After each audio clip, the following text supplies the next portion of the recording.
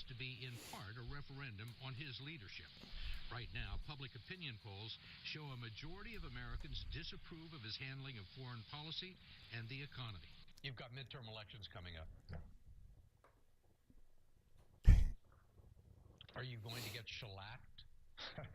Are you optimistic? What are the issues, and what are you going to tell the American people? Here's what I'm going to tell the American people. When I came into office, our economy was in crisis. Oh God, not this story again. Had listening to this, folks. Unemployment up at 10%. It's now down to 6%. That's a fake number, folks. We've had the longest run of uninterrupted private sector job growth. Type of jobs, folks. History. Minuscule jobs. We have seen deficits cut by more than half. Corporate balance sheets are probably the best they've been in the last several decades. We are producing more energy than we have before, more clean energy than we ever have before. I can put my record against any leader around the world in terms of digging ourselves out of a terrible, almost unprecedented financial crisis. Ronald Reagan used to ask the question, are you better off than you were 4 years ago? In this case, are you better off than you were in 6? And the answer is the country is definitely better off than we were when I came into office. But do you think people feel it? They don't feel it. And the reason they don't feel it is because incomes and wages are not going up. There's solutions to that. If we raise the minimum wage, if we make sure women are getting paid the same as men for doing the same work, if we are rebuilding our infrastructure, if we're doing more to invest in job training so people are able to get the jobs that are out there right now, because manufacturing's coming back to this country. Not just the auto industry that we saved, but you're starting to see reinvestment here in the United States. Businesses around the world are saying for the first time in a long time, the place to invest isn't China, it's the United States. Do you think? Okay, folks, and we all know those numbers. This is Francesco Abbruzzino show. This is Frankie Abbruzzino, and we are on every day, Monday through Friday, 11 to 12. And then we have our weekend show, which covers the local Sarasota County issues. This one's more of a national, international issue. Over to that Obama thing. Look, a couple things, folks. First of all, are we really that much better off? He says that people don't realize it because the incomes, the wages are low. They're low because the type of jobs that are being created are not the type of jobs that are going to pay higher wages. His solution is raising the minimum wage. That's not going to do it, folks. That's going to drive up more inflation. It's going to cut jobs. Even his office, the nonpartisan, what is it? The CBO came out and said, look, you do this minimum wage increase, you're going to lose 300,000 jobs. You know, he sat there and said, oh, you know, look at unemployment. It's only at 6%. Well, that is a false number. Many people have said it's a false number. It's more like a lot of people say 13 to 25%. That's because it only measures people that are continually looking. And most people have given up looking. They don't want to go out for jobs because most of the jobs are $30 an hour or 30 hours a week to avoid Obamacare. So there's many issues out there. Even the infrastructure. He said, let's build the infrastructure. We did that when he first came into office. We gave him that stimulus plan. And what happened? Nothing came from it. It just paid for some old projects. It was a waste of money, a waste of time. This guy's ridiculous. So I like starting it off with some type of video. You know, he's over there just talking about what he's doing for the economy, but I'm not seeing anything substantial. And the reason the people don't realize it is because it's not there. It's sort of like inflation. He didn't mention it in this one, but they could tell me all day long that it's only 1%, 1.5%. But that's bull. It's more like 7, 8%. It's like, hey, Obama, why don't you try going down to Publix here, the local grocery store, do some shopping, and you tell me the prices haven't gone up in the last year or two. You know, he's disconnected from reality, like most politicians are. All right, we're going to start off. We're going to talk a little bit about Hong Kong. And is it another Tiananmen Square? I remember Tiananmen Square. I was actually going on a trip to Daytona back around 89. And I remember when that happened, it was like, wow, I can't believe this. And they showed a massive force to try to quell it. It took a few days with the communists, with everything it does. But what hinges here? You know, right now the United States is not stepping up. We're not really supporting it. And if we don't, will our leadership role in Asia wane? because we're not there supporting the democracy movement. A lot of people think we will not be there because we fear China. But this whole umbrella revolution is taking place, and it's in an environment that's very, very different from 25 years ago in Beijing. And the government knows that this movement could spread much farther and faster, hence why they're out there basically blocking any communications involving this protest from hitting the mainland. You know, these Hong Kongers, they're angry. You got your secondary school, your university students are out there, teachers are joining them. Many thousands are going into a holiday, I think, tomorrow, and they're expecting 100,000 people to be out there in the central square. Beijing saying, look, you're hurting the people because the financial district, Hong Kong's major financial hub, they can't get to work, they can't open. And what are they doing? They're taking sort of a militaristic approach, a hardline approach. They're cutting off cell service so people can't communicate, deploying tear gas and they fired rubber bullets. This was last weekend. They're not doing that as much this week. It's calmed down a little bit. They're not using as much of a strong arm approach. But like I said, some are calling this the umbrella revolution because the protesters are out there with nothing but umbrellas and swimming goggles. They're trying to use that to prevent irritation from the pepper gas. You know, and some of the officers there are a little sympathetic to the protesters. They're saying, hey, look, we're Hong Kongers too. We understand, we're family. And they don't really want to take action against fellow Hong Kongers. You know, for years, Hong Kong, it's a former fishing village. It was turned British colony and a financial hub, and it's been on a quest to assert its right to choose its own political leaders. And that was part of the whole thing of the handover from British to China, was that they would have these free elections and be sort of unique and separate from the mainland China. Before the sovereignty of Hong Kong was returned by Great Britain to China, like I said, they drafted this new constitutional document. It's called the Basic Law, and it says basically the universal suffrage is stated as an ultimate aim. The principle was rooted in the concept that China is one country, but there could be two systems, with Hong Kong operating under its own capitalistic economic system and political system separate from Hong Kong.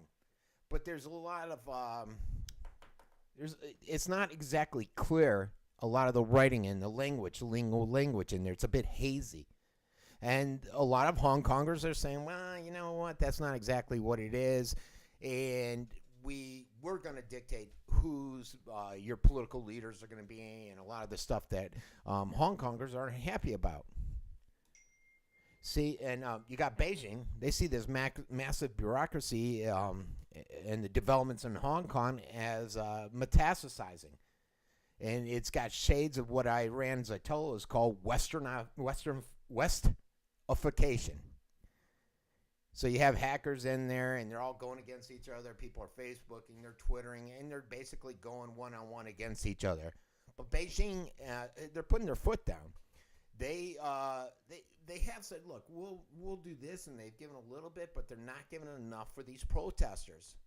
And many are concerned with this weekend, with the holiday. Could it really fester into a larger concern? China's concern is, hey, this could spread over to Taiwan, over to the different provinces.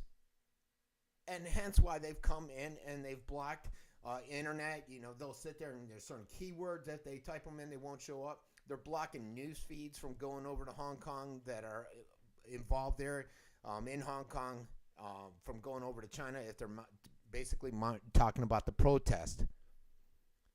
So it's a nasty situation over there. You know, there's still hope. Hope can still be found, and as usual, hope can be found in unexpected places. Beijing's move in Hong Kong has reignited this political interest that sits sort of stalemate, just sits off to the side. Young people in particular, students, they're actively engaging the establishment, which is normally where it starts from. But in Hong Kong, this phenomenon has been uncommon for decades. You know, somewhere like Western Europe or the United States, it's very common. You see these university students are out there, they're protesting, young people, and they start it up, and then it just flourishes from there. But, the question is this a Tiananmen Square 2.0? I don't know. I don't think it's that bad yet. The tanks of the People's Liberation Army probably won't be rolling down any streets anytime soon. Although there are some armored vehicles that have been spotted. I don't know if they'll take a militaristic approach like they did back in '89. Crowds continue to gather. As I said, they got the National Day tomorrow, October 1st. And Beijing, the problem with Beijing is this, folks. Beijing doesn't believe the people of Hong Kong are intelligent enough. They're dumbed down. They don't think they can handle finding their own way through this political quagmire, through the economic quagmire, and that they need China, the big brother, to sit there and help them. Look, Hong Kong was ruled by the British for centuries, but the city grew into what it is today largely because the city is made up of savvy, diligent people that are willing to put forth effort to improve their future. Hong Kong is the only Chinese city that commemorates the tragedy of Tiananmen Square by holding a candlelight vigil. These people, I'm telling you, I don't think China can use the hard-handed approach that they've used on the mainland China over here in Hong Kong. It's essentially two different countries, folks. Even though they're supposed to speak Chinese, the dialect in Hong Kong is way different than the mainland island. They got a different political structure. They got a different economic structure. And, Beijing, I get where they're coming from. They're acting strongly behind this idea of open elections because it's basically out of fear. They're scared that this uncertainty will open up the political playing field. And it will spread to the other territories. And they don't want that. China might be polishing its image as a benevolent ally to developing nations, but at home, the velvet glove basically still hides an iron fist. And we have concerns, folks. I think, I was just sitting there in the gym today, and I was looking at Obama's foreign policy. And everyone knows I'm leaning to the right, obviously. I'm not extreme like McCain and Graham and some of these idiots that want to go to war everywhere, these blue bloods. I'm not that far right. But I'm telling you, his foreign policy is just a mess. And it's creating a worse mess by how he's handling stuff. How he handled Ukraine. I've gone into that. How we've basically funded the uprising. How we were caught on tape discussing the puppet government. How we're in there being aggressive with Russia on this situation when they're doing essentially what we would be doing. Our stance over in Syria. We're supplying ISIS with the weapons. Libya. Our stance on Libya. We have made, the United States, there's a case to be made that Obama and his foreign policy has made the world the unstable place that it is today, folks. I truly, truly believe that. We have Obama to blame for it. All right, so let me fix something real quick here. Okay, now we're going to go into a quick commercial break, and I'll be right back. Is your money manager giving you safety and security? Wouldn't you like to make your money work harder for you? Then you should consider joining philsgang.com, where thousands of individual investors have successfully profited. This year, I'm up 60% on my portfolio. Following your system has been fantastic. I've been with you for about a month and a half now, and I'm already up 7%. I've been in the business for a long time, and you're really one of the best I've ever heard. Well, I just want to let you know what a great teacher you are. For over a decade, philsgang.com's Phil Grandy and Donald Cogswell have been teaching, coaching, and investing right along with all Phil's Gang members. I want to thank Donnie for market rep. I bought 2,500 shares of AUI and sold it this morning at $820 profit. Why not join thousands of satisfied Phil's Gang customers today? Go to philsgang.com, philsgang.com, or call 877-600-4264. That's 877-600-4264. Call today. philsgang.com, folks. They're a great sponsor of mine for my weekend local shows. So it's probably the only radio station I'm on, and it's given me time to get exposed to what it's like to work actually on radio versus YouTube. So check them out by all means. A good group of people there at Phil's Gang. Now, I did want to touch on Ferguson because, as you know, yesterday on the show, I discussed a little bit about the concerns of Obama standing up there at this event where he basically came out and said, look, the police are racist and the whole society's racist. And there sits Ferguson. And it's still simmering. It's festering. And you've had two officers, not just one, two officers that have been fired upon. And they're unrelated incidences. But you have this one where the officer was out there just doing a routine check. He observed some guy over at a warehouse. He stopped his cruiser to question him. The guy came out and basically pulled the gun to shoot him, and the officer blocked it with his arm, and they got in a scuffle. He was later treated and released as cop. Nothing happened to him, but the suspect successfully got away. You had another incident where an off-duty St. Louis police officer was driving his personal vehicle early Sunday morning on Interstate 70. He was overtaken by a vehicle passing on his left. At least one gunman fired on the officer, damaging his car but inflicting no damage. Now, this is the crazy part, folks. And I just don't get what's happening there. You had this first shooting. It was sufficient cause in these protesters' minds for them to go out and protest again. Okay? They showed up at midnight on Friday at the Ferguson police station. Now, keep in mind, this was not an officer firing on the guy. This is allegedly a guy being stopped and questioned because something was suspect. Instead of just answering a couple questions, he decided to pull out a gun and shot the cop, and that's when they scuffled. But these protesters, for some oddball reason, they don't see it that way. They see it as the cops were wrong in this case. And perhaps he had no reason to question this guy. I don't know the circumstances.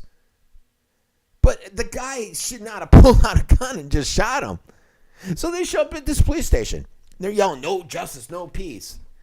About a dozen police officers monitored the situation, and finally the crowd dissipated. But this slogan, "No justice, no peace," it was repeatedly invoked by that racial bigot, the race baiter, Al Sharpton, who coincidentally says he's involved in picking the next AG. The slogan itself is veiled the threat that unless justice is served, violence will be visited once again. In this tiny town of 20,000 people, I'd move out of that damn town with everything that's happening there. Al Sharpton is out there making the situation worse. How is this guy picking our next AG? That's the question I have. The protesters have defined justice to be the firing of the police chief and the arrest of this officer Wilson, who remains in hiding for obvious reasons. And unless that's done, it's likely to spark more riots and destruction. But it's not going to be done. You're not going to. This police chief didn't do anything wrong. For this crowd, this bullies of protesters to be out there and get them fired. Wilson, that's yet to be seen. Let's see what the grand jury says. If they say he's innocent, he's innocent. I don't know all the specifics on the case. And yeah, and as everyone knows, I come down on police the hardest. I am not a fan of police abuse.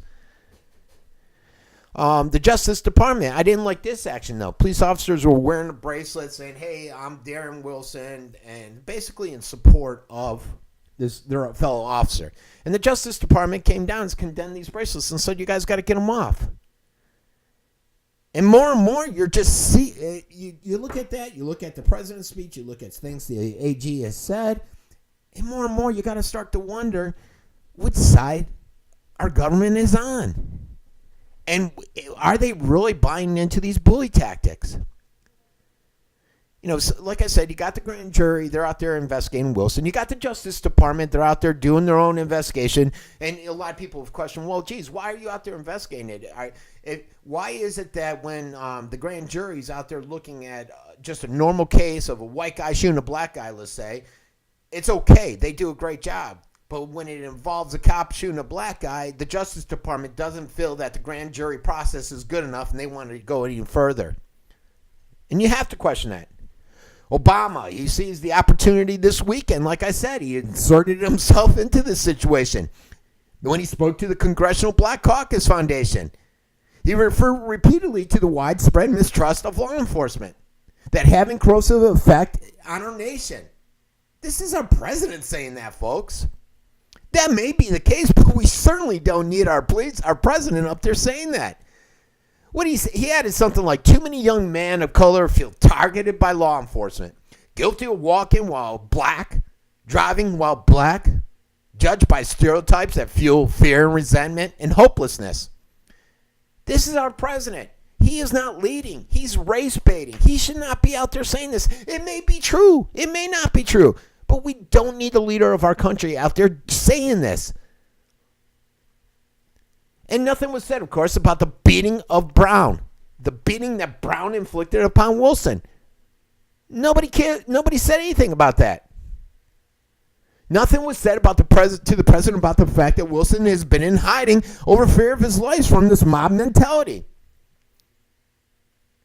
This has got to stop, folks.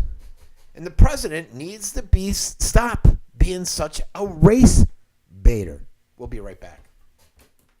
1-800-PET-MEDS. Yes, get your pet essentials, your medicines, your collars, everything you need online. And guess what? You'll be supporting the operations of this great station, the Uncensored Report. So go to my website, click on the icon for 1-800-PET-MEDS, and help us continue the information war that's going on out there.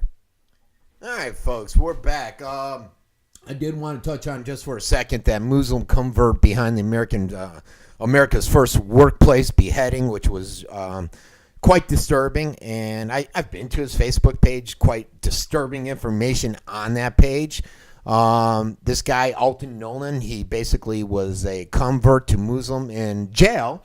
And it's sort of a scary situation because how can the government start to manage and control these lone wolves that are out there that are going through this training, this indoctrination, this mind control almost, where they're being told to go out and create a jihad and cut off a head.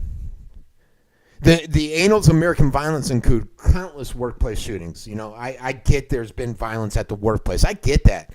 But this is the first beheading, and it's being done for jihad, for ISIS. And should we be concerned? You know, basically this guy came in with a knife that he used to cut produce, and he allegedly beheaded this 54-year-old woman. And it had to be, I'm sure it was grotesque. He went after somebody else. After that heinous act, he went after somebody else. They were able to get away. They were injured.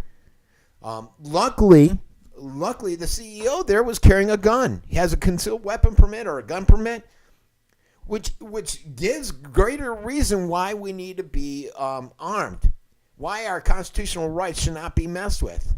If this guy didn't have that gun, what would have happened? How many more senseless murders would have taken place that day? Now, like I said, this Nolan doesn't have any direct links to any terrorist organizations. No connection to ISIS. He's just a lone wolf.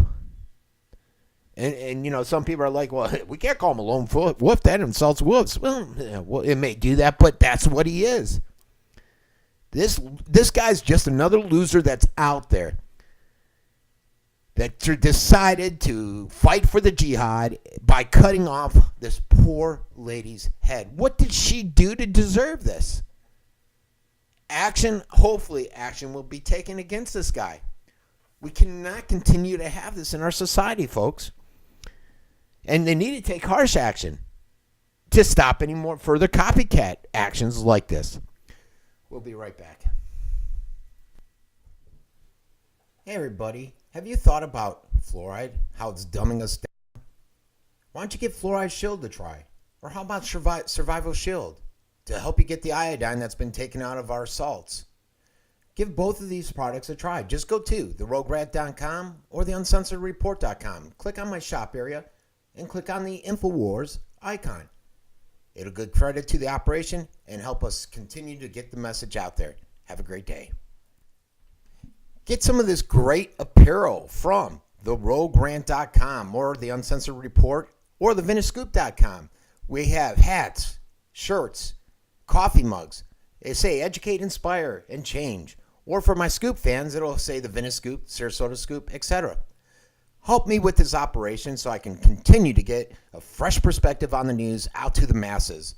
Thanks a lot and have a great day. Just go to my website and click on the icon. Hey everybody, this is Frankie and I'm here today to introduce Youngevity. It's a great nutritional supplement to anybody that's eating right or not eating right. I take supplements on a regular basis and Youngevity cannot be beat, especially at some of the great price points.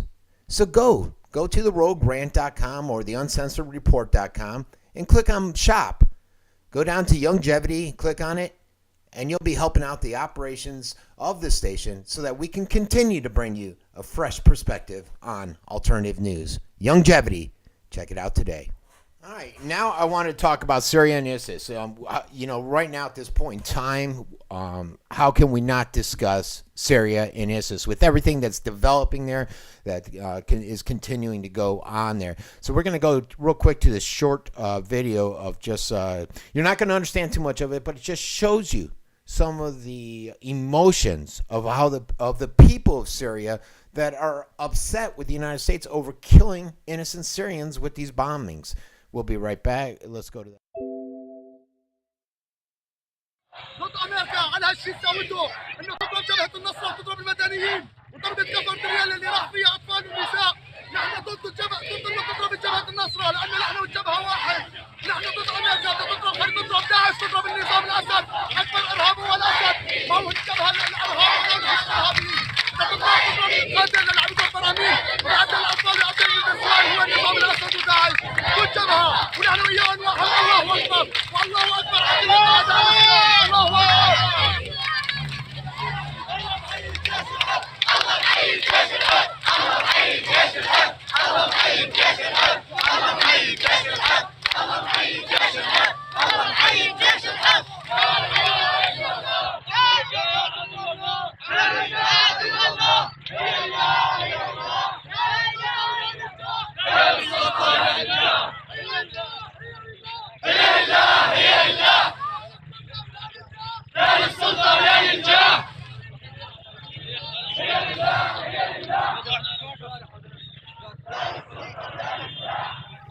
Now, I get it.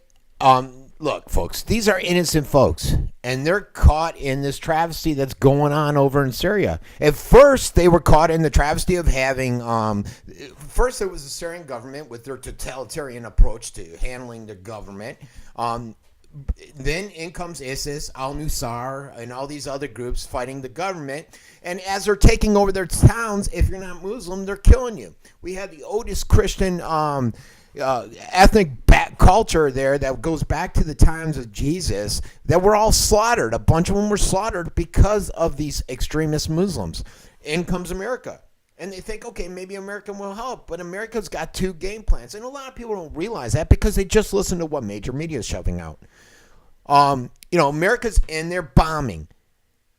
And they're going after ISIS, which is hard to do without boots on the ground. And what's going to happen is you're going to have innocent civilian casualties like we're seeing here, folks. And that's going to just foster this angst, this anger with America. It's not going to help our situation at all, folks, out there. And hence why a lot of people are saying we need boots on the ground. They got this outcrying out there.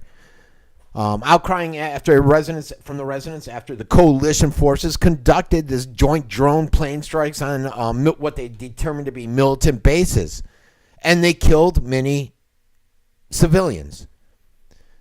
And these protests have basically brought together dozens of people who marched and chanted through the streets, some holding placards, basically saying, hey, don't kill our children. Be more careful. Using your aircraft to kill our children is pissing us off. Now, this outcry from these residents comes after 3 days of airstrikes by the coalition forces. 27 locals were pulled from the rubble. And that's only some of them. There's unspecified amounts. And on this one site I'm on, they're actually got the photos of pulling these dead people out. Could it be hype? Could it be propaganda? Sure. But I think, I believe we've even admitted that there's been some civilian deaths. And these protests are not deterring our air campaign, because look, our ultimate goal, we've had the person from the president's office say this the other day. The ultimate goal is to overthrow Assad, to get rid of ISIS. So now we're doing this near continuous airstrikes out there. Now Britain's coming into it. France is in there. They're all joining in. We're just bombing the hell out of Syria. And then you got the Islamic State. They're in there too. They're bombing the hell out of the Syrians. When's it going to end? And do we need boots on the ground to protect these individuals? Assad hasn't objected to anything yet, but, I saw an article today, and I haven't had a chance to read it, where Russia came out and said, look, because they're thinking about doing a no-fly zone, and if a Syrian plane flies into it, then they're going to shoot it down. And keep in mind, folks, this is within the country of Syria. And Russia's basically come in and said, hey, if you guys do that, it's on, and we're going to come after you guys. And then you got Obama. Obama's in there saying, oh, our spies, they underestimated ISIS. Nearly 8 months ago, some of his senior intelligence officers were telling him, hey, these ISIS fighters are going to be an issue. They defeated the Iraqi forces in Fallujah. But in this interview on 60 Minutes, he came out and blamed basically James Clapper and the intelligence community. But lo and behold, they said, look, this is BS. If the guy's reading our intelligence reports that we put on his desk every day, this has been public knowledge for a long time. Oh, wait. It came out today. And again, I didn't have a chance to read the story yet. Basically stating that the president only reads half of his intelligence reports every morning. So he apparently missed reading the part about ISIS. How much longer can we continue to have a president that is as incompetent as this guy? I mean, this is ridiculous, folks. He's not reading all the intelligence reports, and now we have this ISIS problem that's just ballooned. Syria's out there saying, hey, Obama, why don't you guys stop arming ISIS? And a lot of people don't realize that Israel, Saudi Arabia, United States, we were in there supplying the rebels with money and weapons.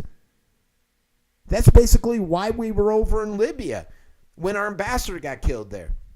We were funneling those weapons up to Turkey. Sorry, I got distracted there. So you're getting what's going on here, folks. Syria is saying, you guys, look, United States, you created this. You guys need to stop going in there, arming and funding these Al-Qaeda-affiliated militants to overthrow our government, because that's where the problem is coming from. You got this double standard policy and alliance to score certain political agendas. And this is a real recipe to increase the violence and terrorism that's happening over in Syria, and it's only going to spread, folks. It's only going to possibly spread here. And we need to be concerned about this. Why were we over there supplying arms and guns to these militant extremists? And here's the crazy thing. Now Obama's going in there and he wants to supply it to the moderates. The same moderates that have said, hey, we're starting to deal with ISIS, so we're not going to fight them. The same moderates that are out there saying, look, we don't like what you're doing with these airstrikes, and we're not going to support you anymore. It's falling apart, folks. But everybody knew this. Everybody knew you couldn't go in there supporting these rebels to try to accomplish this goal. And now Al-Qaeda's in there using this to their advantage. They're saying that this breach, they're in there wooing American proxies. And some of these proxies just hate the new bombing campaign. You had Al-Qaeda's leaders in Syria reemerge on Sunday. And they had their first official statement in 18 months. 8 months. And they say basically in the wake of these bombings, we're going to seek retaliation against the American attacks in Syria. America is basically competing with Al-Qaeda for the support of the rebel groups. And so far, the Al-Qaeda's winning. Members of this Syrian opposition who had been eyed by the U.S. officials as potential proxies in this proxy force, you know, the moderates, they're saying, no, we don't want anything to do with this. It's a fractured allegiance. And it's a conflict has been created by the Syrians' war. You got al-Nusra there. Many think they're a moderate force, and they're not, folks. Now, their first fight is against the Syrian government, but these guys are extremists. They're extremists. You know, Obama's administration has insisted that it will not deploy American troops to Syria, but at the same time, top military and civilian officials are insisting that to defeat ISIS on the ground there, you need boots on the ground. And we're seeing now that we need that. Because these moderate Syrian rebels will not be able to get your job done. The problem with them is that the faction of opposition is fractured. There's dozens of splinter groups of these moderates. And the lines between American rebel forces has been strained by these attacks on the Assad regime with the air attacks. So you have some moderate groups now breaking and saying, we will not support the United States. We will support ISIS. And it's a concern. You know, both houses of Congress approved the president's plan to arm and train Syrian rebels, but the process will take more than a year to complete. And in the meantime, you're going to have these different splinter groups that are saying, hey, we don't want anything to do with this. We're pulling out of it. So what do? Do we rely on groups like al-Nusra that the United States is calling moderate? And again, folks, trust me, al-Nusra is not moderate. They're not moderate in this fight. All right, folks, we'll be right back after a brief commercial message. Check out My Patriot Supply. They got the straw there. That straw is great. I tell you what, folks, you can go out and basically, if we're in a critical situation and there's a massive hurricane, there's no water, guess what? You use these straws, the life straw, out there in the pond, and it cleans out all the water and gets you filtered water. How can you beat it? Check it out. Check the product and much more, and help support the operations at theuncensoredreport.com. Did you know that the Bead Room, Macy's, and Sam's Club are now part of my organization where we are doing a revenue sharing program? So go to my webpage, theuncensoredreport.com. Click on any of those 3 links and take advantage of some of the free shipping or discounts that you may get. In return, you're supporting the operation and allowing me to continue to get the message out, both locally, nationally, and internationally. Thanks for supporting the program. All right, folks, let me get out this echo. We're going to go now to the resident, and she's going to talk a little bit about the agents, the FBI agents, and that they're calling BS on the anti-extremist program that is out there right now. So let's take a listen to the resident.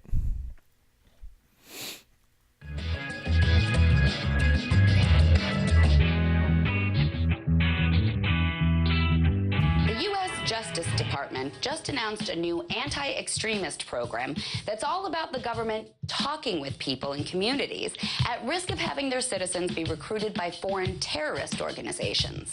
According to the press release about it on justice.gov, the new program will bring together community representatives and government officials to talk to each other about improving local engagement, sharing information, and raising awareness of important issues.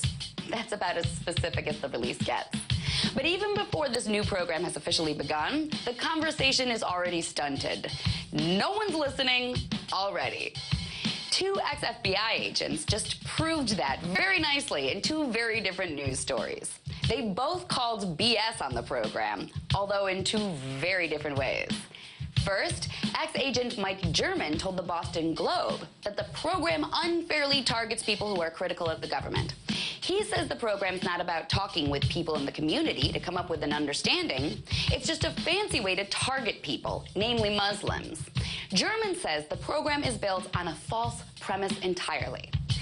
Second, ex-agent Jonathan Gilliam told The Blaze that the program isn't targeted enough. Because in the whole press release, not once did they mention by name Islam or Muslims. And that is very clearly who should be targeted, he thinks. He said these programs get muddled very quickly because the politicians stop listening to the operators on the ground. He also says that past community talking events have been complete failures, pointing out that some of them were held at the same exact mosque where the Tsarnievs, aka Boston bombers, attended services. So both of these ex-FBI agents say the new anti-extremist outreach government talking program is just a bunch of BS for two very different reasons. One thinks it's an unfair targeting system. One thinks it's a PC untargeted system. I wonder if they got together to talk about it, if they'd bother to listen to each other. The funny thing is, if you listen to what's being said in the statement, it doesn't actually say much of anything. It doesn't even mention where the new program is being rolled out, which is in Boston, LA, and Minneapolis, by the way. The whole announcement of the program is just a bunch of fluff. And that's the real problem here. Because how is anyone supposed to start a meaningful dialogue, which I am all for and firmly believe in as a solution, when the government and the media insist on saying nothing but a bunch of hot air? Who wants to listen to that? All right, and that is the resident. I love that, her little rants, and she's the one that gave me the idea behind my rant, so I always enjoy listening to her perspective on the issues. On this one, it was profiling of extremists, those veterans, those people that don't agree with Barack Obama's views or agenda. You're an extremist, and people should be watching you. Now, we're going to hop over to the economy. I did want to cover a few things, and one is this whole Goldman Sachs thing and how the New York Fed serves the interests of Goldman Sachs. And this is an article put out by the Economic Collapse. And they basically said, hey, look, for years, the New York Fed has pretty much been controlled by this too big to fail bank. As if we didn't already know that. Banks control a lot of society, folks.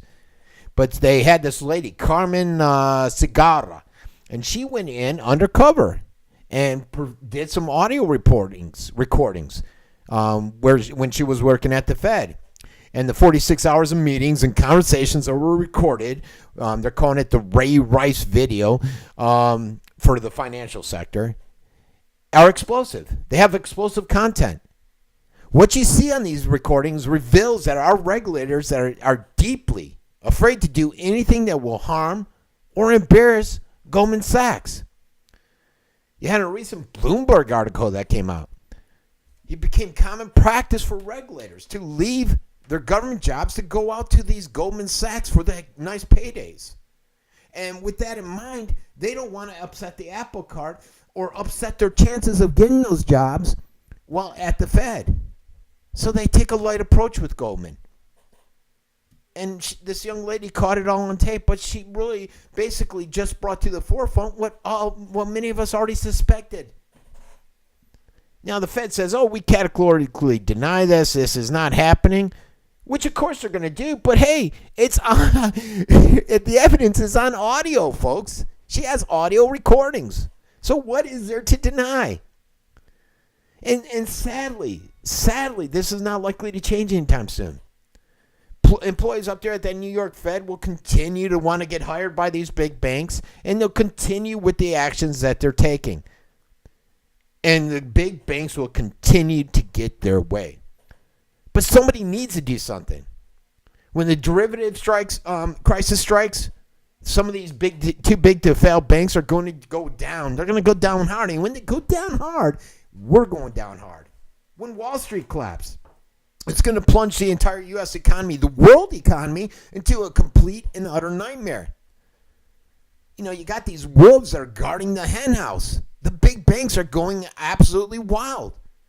And ultimately, this is all going to end very, very badly. And who's going to get hit the most? The common folk. Us. And we should be concerned about this, folks. And I tell you, it's all about these bubbles out here. The derivatives is one of the issues. I see bigger, badder bubbles ahead of us, especially on the stock market. Many investors and traders and people at home they've missed out on huge fortunes because they're scared to go in the market. I'm like that with everybody else. I remember the tech burst back in 95. I took a huge beating. You know, you look at it, you got corporate profits. Corporate profit margins continue to shock most economists. The Fed is still in emergency measures mode with 0% interest. QE is still going out. It's supposed to end next month. And other stealthier forms of helping banks, and corporate America minimize their financial cost, not the people. You got this Democrat and Republican regimes that are out there at the federal, state, county, and local levels, and they kowtow to the corporations and the banks with their excessive subsidies and protections. Every saver and retiree is still desperate to find some sort of yield and decent gain out there that they may lose when this bubble bursts. When will it end? Nobody knows when it ends. I listen to a lot of financial shows. They don't know. But they say the signs are all there. And seemingly, insanely huge advances in productivity our economy has gained from the apps, smartphone, tables, PC, internet, has enabled the Fed to play these games much longer, and likewise enabled the federal government to government's debt, low rates, addiction to grow much larger.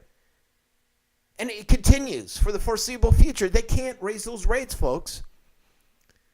It is an endless bubble blowing cycle after another, one after another, and they just keep coming up with the different schemes. But be sure the U.S. is destined for this hard landing, folks. And if or when those rates go up on all the debt upon which interest has to be paid, the version of 1 to 3% slow growth GDP economy is a self-fulfilling dynamic whereupon destructive policies always suck anything above that, but never more than would cause it to crash down. And that could be here for years to come, folks. I tell you what, when it crashes, I truly believe we're going to feel these impacts for years to come. Now, the other major concern out there is on the dollar. You got 23 countries out there. They're signing on to the BRIC. They're getting rid of the dollar as a reserve currency. These 23 countries consist of 60% of our GDP, folks. So you got this new monetary system out there. It's being set up right now. And the whole objective is to kill the United States reserve currency. I got to turn this phone off. Sorry, that's like the second time during the show. So you got them out there. They're setting up swap lines which bypass the dollar and the SWIFT, which is, the SWIFT is a dollar-based worldwide financial transaction system. If you ever do anything with international sending money and stuff, you'll SWIFT accounts you need to get. But you have countries like Russia, China, India, and Germany, France, the United Kingdom. They're all on board with it. And once this new system's in place, our dollar won't be needed in these countries. And our new reserve status will be gone. All those dollars and foreign accounts will come home, which will annihilate our monetary system, folks. You know, China just announced that they're stop purchasing our debt, which will force the Federal Reserve to print even more dollars than the $85 billion it's currently printing. They're not printing $85 billion anymore, but we're going to have to print more money there. Historically, new world reserve currencies are backed by gold, but gold prices are dropping. Silver's dropping. Again, they're down today. Gold's down $11. You know, for several years, primarily those outside the mainstream academia have been warning that a day could come when this collapse of the dollar will come, and it will end the U.S. hegemony and the caretaker of the world's reserve currency. And when that happens, folks, we can no longer just go out and print this money. We'll have to actually step up and pay our bills. We'll have to implement austerity. The thoughts that are put in our minds of men that are aware of what is occurring on the trading floors all over the world is when? When will this happen?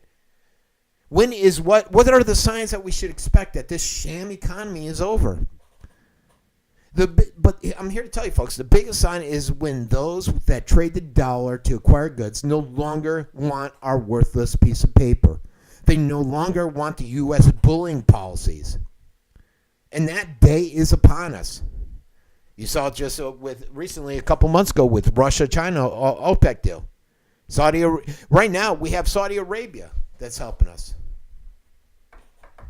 But if they're gone, we're in trouble, folks. 1 year ago, China, along with BRIC nations, Brazil, Russia, India, South Africa, they loaned money to this new financial institution to get all set up. And like I said, the only thing that remains and stands in the way of final rejection is the wavering trust of Saudi Arabia and OPEC, which is probably why we're over there in Syria, because Saudi Arabia wants Syria taken down, and they pull our purse strings. But now the Saudi kingdom's hedging towards this new system.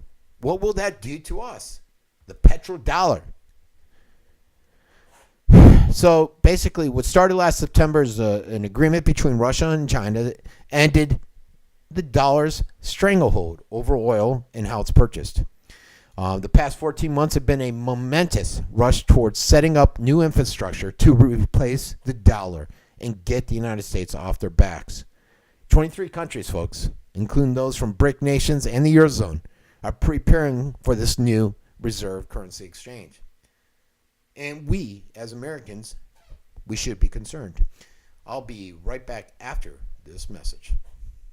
1-800-PET-MEDS. Yes, get your pet essentials, your medicines, your collars, everything you need online. And guess what? You'll be supporting the operations of this great station, the Uncensored Report. So go to my website, click on the icon for 1-800-PET-MEDS, and help us continue the information war that's going on out there. 1-800-PET-MEDS. Yes, get your pet essentials, your medicines, your collars, everything you need online. And guess what? You'll be supporting the operations of this great station, the Uncensored Report. So go to my website, click on the icon for 1-800-PET-MEDS, and help us continue the information war that's going on out there. All right, folks, we're back in. What we're going to do is we're going to go over to this video. It's basically about Africans and how the African continent is blaming the U.S. for creating this whole Ebola crisis.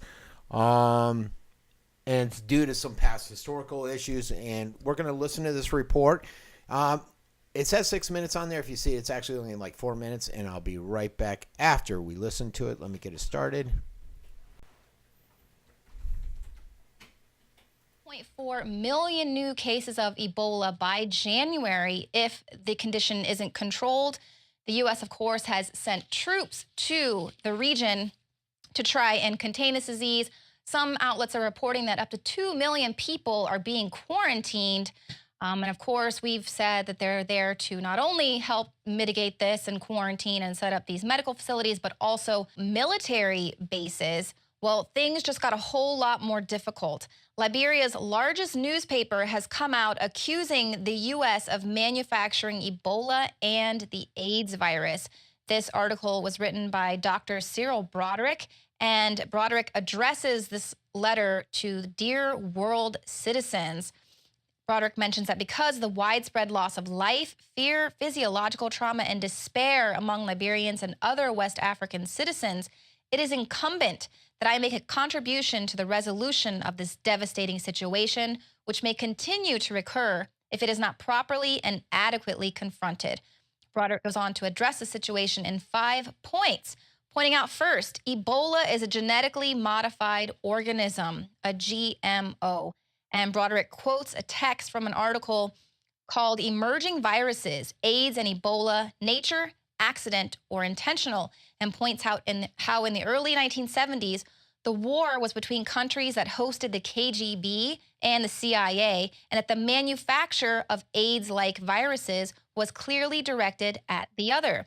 And goes on to say how an American military medical industry that conducts these biological weapons tests under the guise of administering vaccinations to control diseases and improve the health of Black Africans overseas. Now, we've mentioned this many times before.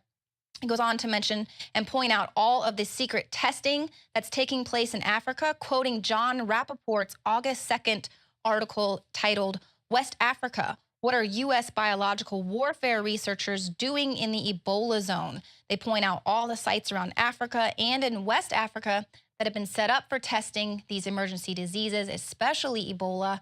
And then Broderick calls for the need for legal action for damages that have been incurred from all of this testing, calling on the African leaders to take a stand and stop allowing the citizens of Africa to be used as guinea pigs.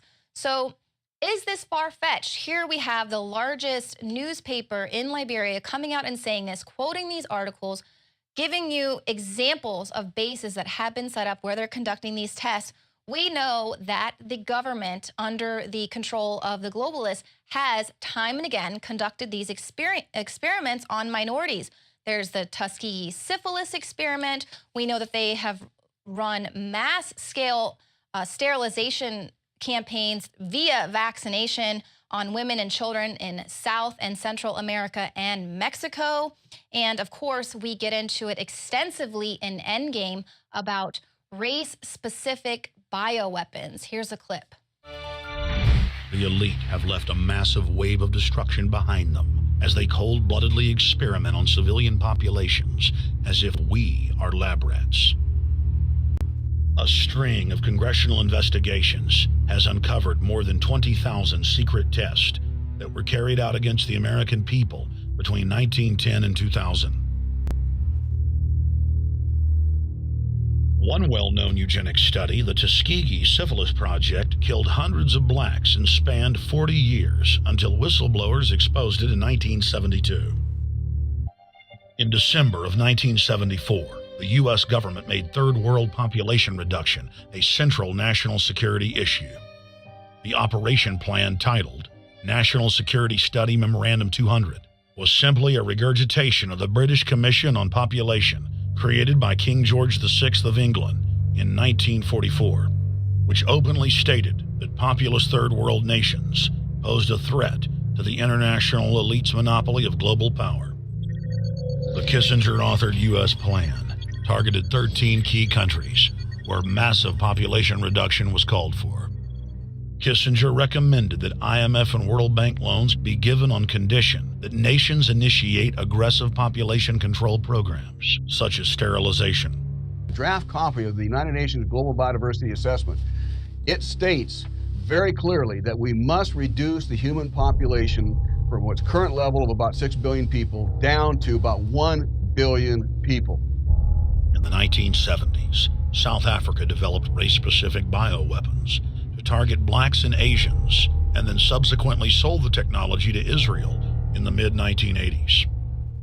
In September of 2000, the Project for a New American Century published a document in which Dick Cheney described race-specific bioweapons as politically useful tools. Celebrate the spirit of freedom and liberty upon which our nation was founded at InfoWarsShop.com. Molan Lave. Okay, there we go. All right. That's basically everything that I wanted to cover today, folks. This is the Francesco Abbruzzino show. Remember, go to the Uncensored Report, which you're probably on if you're watching this. You can see, if you hit the below what you're watching now that says see previous shows, you can watch previous shows. Or if you click any of the links, you can see my weekend show, which covers more local issues, but with a national perspective on it. I also have my Rogue Rant section on there. So check it all out and support the channel with purchases through Amazon or any of the other options that are on my site at the store tab. That's it for Frankie. Everybody have a great day.